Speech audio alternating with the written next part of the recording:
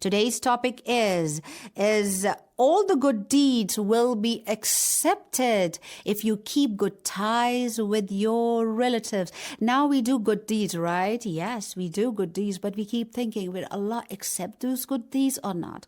But keeping good ties with your relatives, Imam Muhammad Baqir alayhi salam has stated that kindness towards your relatives purifies deeds. The purification of deeds means that the shortcoming in all the good deeds of a person practicing the kindness towards relatives are naturally compensated, and all his good deeds are accepted by Allah subhanahu wa ta'ala. It increases wealth, ward off difficulties and calamities. The counting of your actions on the day of judgment is made easy, even though ordained time of death is postponed. Now, this is very good news, the benefit of keeping a good ties with your relatives in hereafter is that it accrues the worldly advantages, spiritually benefit and bounties of hereafter. Imam has said, the perfect, if you keep your relationship with your relatives, perfects the morals and encourages charity.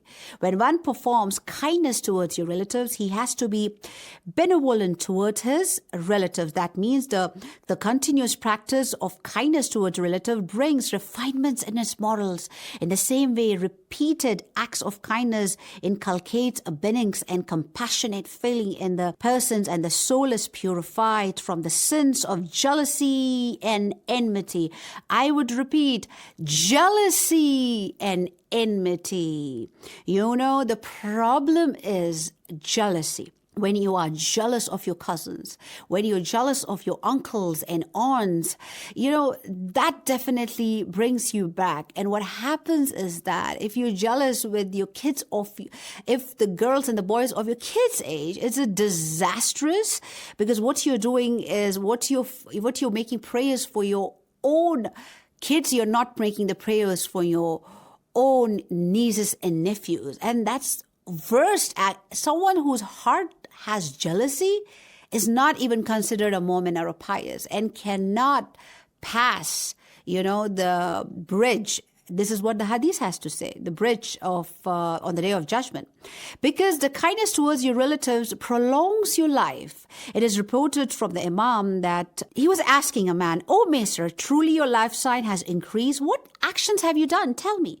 He said, "Ya Imam, in my youth, I used to earn from my whatever work I used to do, an amount of 5 dinars a day. And I used to give these to my maternal uncle." He's talking about maternal uncle, not even his dad or anyone, So that's why, his life has increased.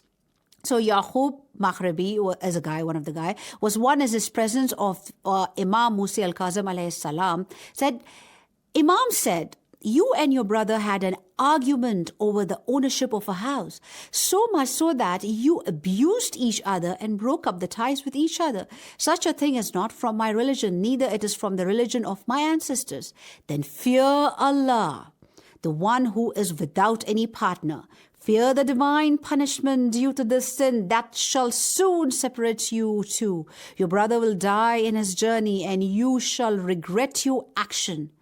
The man asked, "May my life be a sacrifice for you, Ya Imam. When will I die?" The Imam replied, "Your death has arrived also, but you did an act of kindness towards your father's sister, your auntie, and thus your lifespan increased by 20 years or months. As Imam has predicted, Yaqub's brother died before he could reach home and was buried on the way." This is like the live example, what Imam is saying, why you're alive and why your brother is dead. Again, brothers and sisters, we have to think about, I'm definitely not making a judgment. The people are dying in Corona is just because of they are breaking up the ties. No, I'm not saying that, What I'm saying is that we are scared of Corona thing, and there are people who get affected with Corona also, the people who recover. People are scared. There's a fear, people living in fear. So all we can do is act of kindness towards our relatives. What happens is that our hearts get purified. We get humble.